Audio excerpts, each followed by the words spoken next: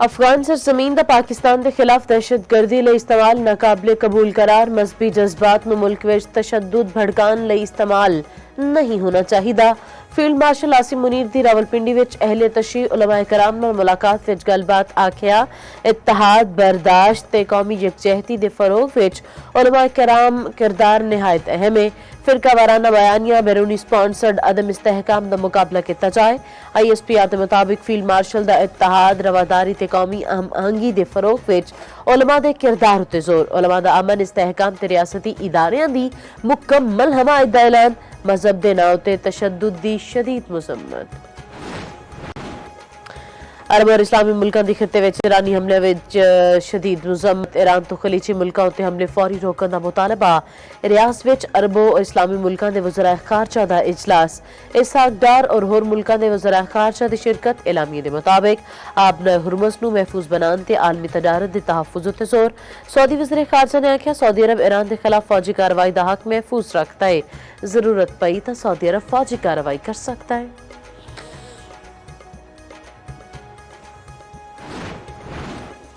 वज़ीर खारजा इसहाक डार दी तुर्क हम मनसब नाल रियाज विच मुलाकात। खिते विच बदलदी सूरत हाल उत्ते तबादला ख्याल।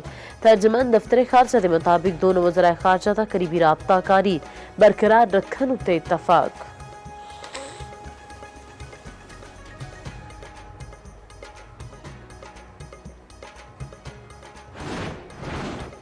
ईरान दे खलीजी मुल्कों ते ड्रोन्स ते मिसाइल हमले। कतर दी रास लफनान रिफाइनरी उत्ते मिसाइल दाग दिते।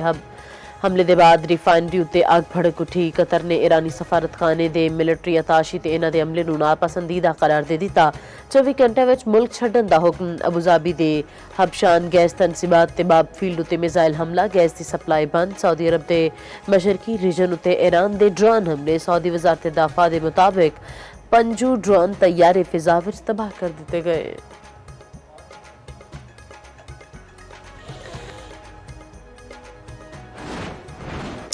कराची विच शदीद आंधी ते तूफान बारिश के बायस तबाही। छतां दीवार ते दरख्त डिग्गन नाल 19 अफराद जां बहक। मुतादिद जख्मी। तूफानी हवावां के बायस कई थावां ते साइन बोर्ड उखड़ गए। सड़कों ते पानी जमा। नशेबी इलाके ज़ेरे आब आ गए। 500 तो वध फीडर्स उत्ते बिजली बंद। कई इलाके अंधेरे विच डुब गए। कराची समेत बेशतर इलाकों में अज भी बारिश की पेशन गोई। सिंध हुकूमत ने रेन एमरजेंसी नाफिज कर दी। वज़ीर दाखिला ज़ियाल अंजार ते मेयर कराची मुर्तज़ा वहाब मवाज घोट अपड़ गए। पाकिस्तान दा ऑपरेशन गज़ब बिल हक आरजी तौर पर रोकन दा ऐलान। वज़ीर इत्तलात ताहतारड़ दा कहना है फैसला ईद उल फितर के मौके उत्ते किया गया। इत्तलात 24 मार्च तक होवेगा। सऊदी अरब कतर ते तुर्किया की दरखास्त उत्ते पाकिस्तान ने इकदाम चुकिया। सरहदी हमला या दहशतगर्दी का वाकया होने उत्ते ऑपरेशन फौरन दोबारा शुरू होवेगा।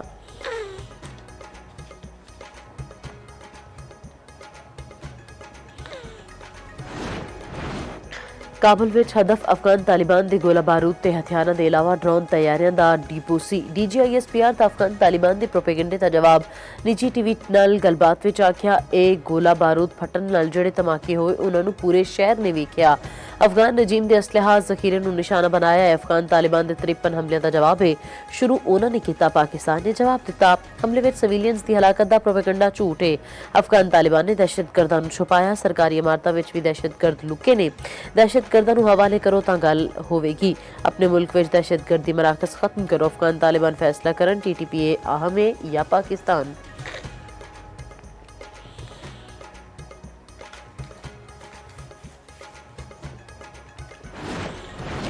ट्रंप ने इसराइल नूं ईरान की तवानाई तनसीबात उत्ते होर हमलियां तो रोक दिता। वॉल स्ट्रीट जर्नल के मुताबिक अमरीकी सदर नूं साउथ पार्स गैस फील्ड उत्ते हमले का इलम सी।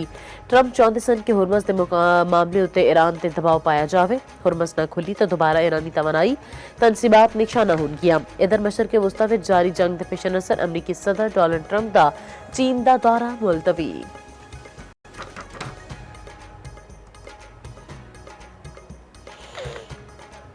सऊदी अरब शवाल का चंद नजर नहीं आया। ईद उल फितर कल होवेगी। अमारात ते तुर्किया का भी कल ईद उल फितर मनाने का ऐलान। कराची विच बोहरा बरादरी अज ईद उल फितर मना रही है। सदर दी ताहरी मस्जिद विच नमाज ईद का वड्डा इज्तमा। पाकिस्तान में शवाल का चंद वेखण लई मरकजी रूह ते हलाल कमेटी का इजलास अज शाम होवेगा।